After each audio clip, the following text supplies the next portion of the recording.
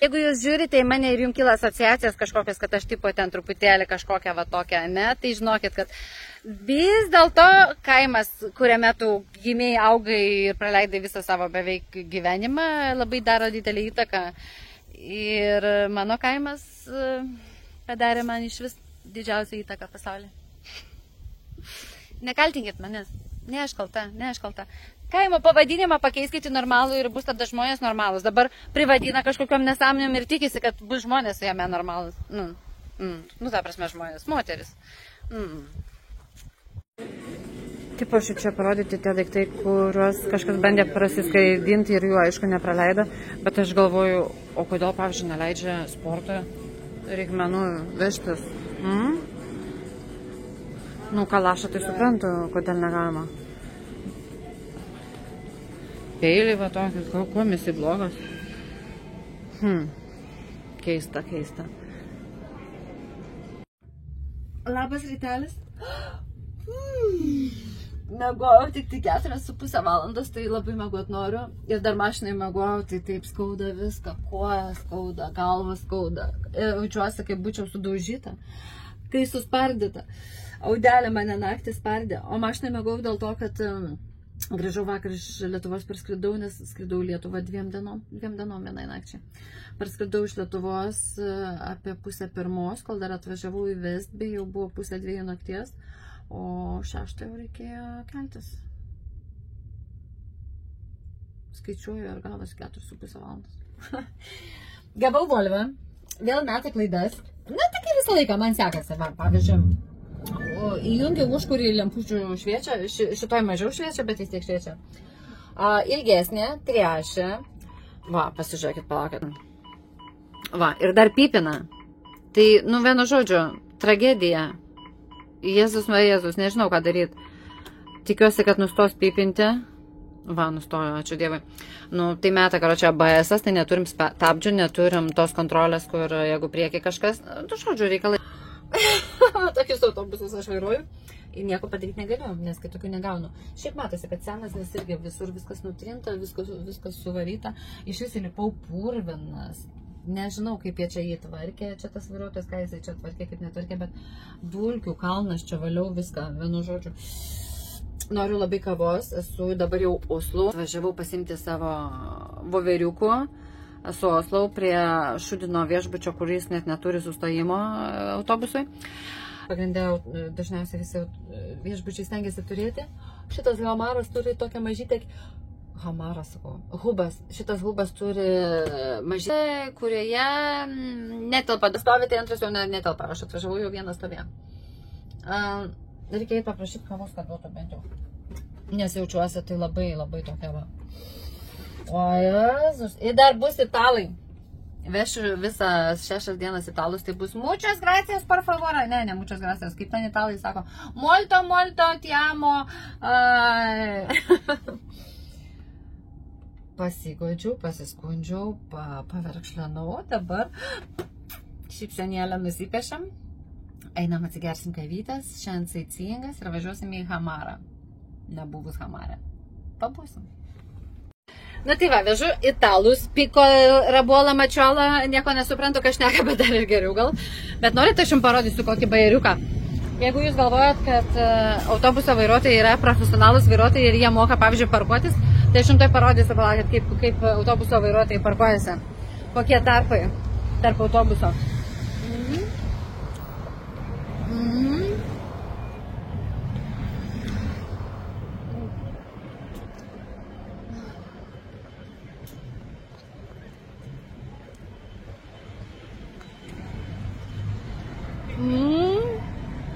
Čia dar, čia po pusantro autobuso tilto.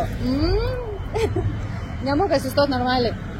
Tai žinokit, jeigu jūs galvojate, kad tie, kas vairuoja autobusus moka parkuotis, tai nichuja jie nemoka parkuotis, nes tarpai, va tokia tarp autobusų, ten dar tilptų po vieną mažą mašiną, po 3 motociklus ir dar po pusantro autobuso.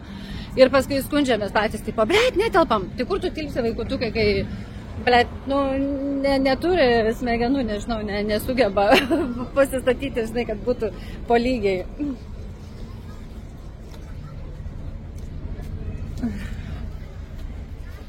Klausėt, kodėl pikta?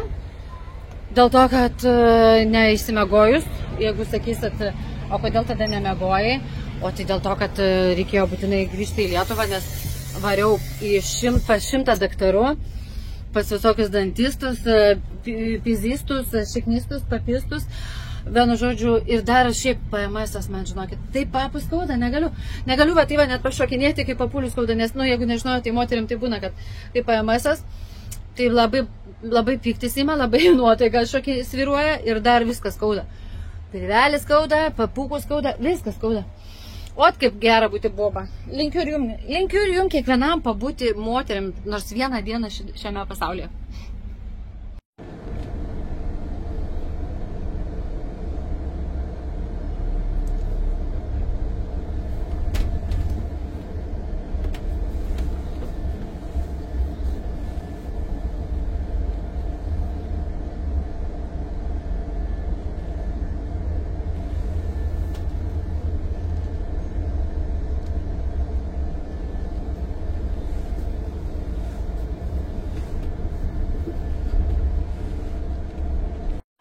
Kokia keista gydė mano.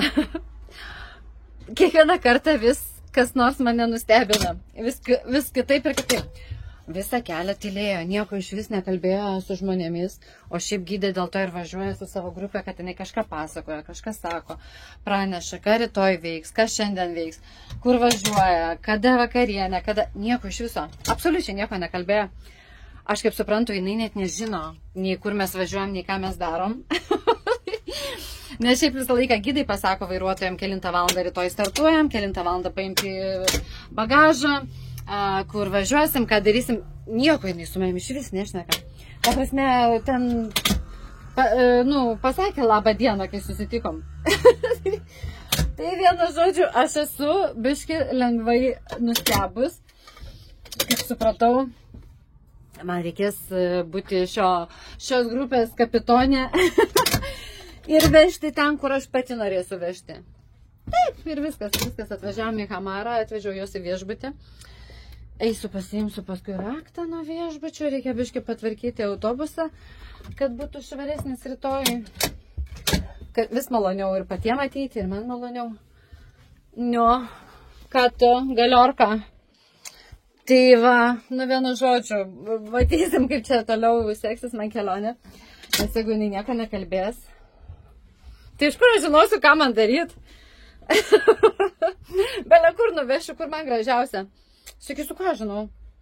Nieko nesakei. Atvažiavau čia, kur man gražu. Nu, pasižiūrėsim, ką siūlo Hamaro viešbutis. Dar niekad nesu buvus Hamaro viešbutukai. Trauktos. Kambarys, štai va toksai, dvigulė lova. Paveikslų. Čia užtraukta, kad saulė neprikaitinta. Pasižiūrim, ką matom per langą vaizdelis, štai va toks. Einam pasivaikščioti iki vandenio, kažin jisai toli ar ne? Dar ir stovkytė tokia, biškė. Pakrysti, pagulėti. Nu, tai mano tas firminis. Šiandien nebuvo sunki diena visiškai. Tik tai, kad rytas buvo sunkus, nes, blet, kažkas miegojo mašinai. Čia ornamentai tokie, su kašime nakamase vadinasi, specialūs japoniški dalykai, rankai papuošti. Blemba, kai gert noriu, negaliu, burna net perdžiavus. Reikia eiti kažką išgerti, kažkokio vandens nusipirkti ar kažkokios Coca-Colas. Aha, arba neatrodo štai taip. Didelė kriauklė, didelis dušas. Tilpsiu. O gal į dušą įlysti biškį? Atsigavimui. Tiksliai, po šaltų vandenukų tokių. Ar. O, Jėzus, net pakabos yra. Pasikabinsiu marškinius rytojui. Pagulėkit čia biškį ant lovas. Leidžiu jų mano lovas pagulėti kartu. O, Jėzus, o veidrodis koks tai per visą, kaip tik lova ir veidrodis. Oi, tu čia su tokia mintim jisai pastatytas, kad žinai, kai kad matytum, kad pornukas nereikėtų žiūrėti iš karto veidrodis. Smart. Ant lovos. Ir žiūri. Come on, baby. Varyk, tėvai. Buvo labai greitai sukramtyta vakarienė. Kaip dirbau su amerikiečiais ir nakvojom 5 žvaigždučių viešbučiuose, o dabar tikrai koks, duok dieve, 2-3, bet man patinka šitas viešbutis, bet vakarienė tai nėra ką lyginti. Pasirinkimo poko, bet labai džiaugiuosi, kad buvo daug daržovių visokių, tai greitai įsidėjau daržovių, pavalgiau, bet per tą laiką pašnekėjau su savo gydė, ačiū Dievui, ir jis man sako, aš pirmą kartą darau šitą turą. Aš irgi pirmą kartą, jeigu ką, darau šitą turą, bet viskas bus normaliai, netikit, už tai, kad 2 bobos reguliuoja visam autobusui, o autobuse ne kažkokie ten, nežinau, o Jėzus Marija, kas čia, blėt, pipina, galvau, kad užėmiau kažkam kelią, nes pirmas iki Hamarė vaikštų, tai nežinau, kur čia galima eiti ir kur negalima eiti. Nu tai žodžiu, tai ką aš noriu pasakyti, nu tai ne kažkokie ten išpuikeliai, ne kažkokie, su kuriais negalėtume susikalbėti. Paprastai italai, kurie nemoka vaikščioti autobuse tarp kitko, nes griūna. Šiandien galvau, kad vienas tik užgrius ant manęs, kitas galvau, kad priekinį stiklą išdauž. Eina, kabinasi, krenta, ten jie, aš nežinau, kas jiem yra. Pasižiūrėk, kokios gražios uogos. Uogos, čia aronijos jaučiu. Jeigu gerai atsimenu, mama dėdavo jau kompotą, kai virdavo. Tada kompotas nusidažydavo tokia gražia violetinė raudona spalva. Nu tai žodžiu. Tai va, tai tikiuosi mums šitą kelionę bus viskas čiki-piki, nes abidvi pirmą kartą. Už tai jinai gal dėl to ir tyli visą laiką. Nu gal pradės paskui kalbėti. Nu nesvarbu, whatever. Bet šiaip faina, labai faini žmonės. Nu man tai sekasi, aš visą laiką gaunu fainus žmonės. Nu, tai va, išmoksiu gal biškai itališkai ką nors. Mamma mia, muchas gracias, per favor, señorita. Čia viskas ispaniškai, ne? Nu gerai. Molto, ti amo, tutto benito, kokia ten, nežinau. Reikia įsijungti čia GPT, kad pamokytų kažko itališkai. Einu pasivaikščioti po Hamarą pirmą kartą. Hamarė nakvojam, einu renku, aišku, žingsniukus reikia surinkti, bent jau 5000, kad pilvelis nedidėtų. Ir pasižiūrėsiu, ką turi gerą Hamaras. Hamar, man čia toks miestas, kai jaučiuosi kaip ne Norvegijoje, bet kažkur visai, tikrai ne Norvegijoje jaučiuosi. Taip kažkaip įdomiai jaučiuosi toks jausmas, kaip būčiau atvažiavęs kažkur tarp Lietuvos ir Lenkijos. Kažkaip taip, nežinau kodėl. Kažkaip lietuviškai viskas atrodo. Sakykit, ką norit, bet jums tai vietelės, pastatai. Nu taip kažkaip toks jausmas. Tai va, pasižiūrėsiu, ką čia gero turi tas Hamar. Gal turi kažką, pavyzdžiui, tarkim, maudyklėlę, kur galima būtų įsimaudyti.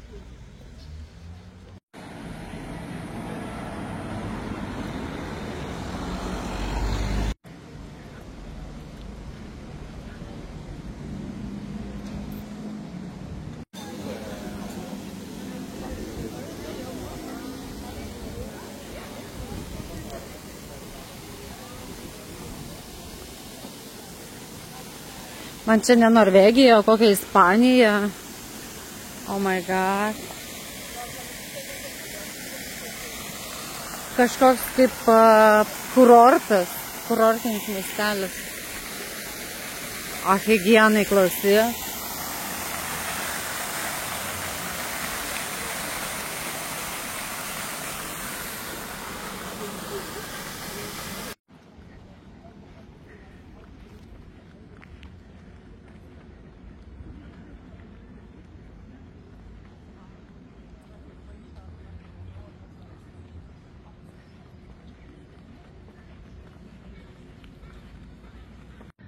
Net nebūčiau pagalvojus, kad Hamar taip fainai, taip gražu ir tiek visko yra. Ir dar oras pasaka, tai jausmas, kaip būčiau Ispanijai. O Jėzus.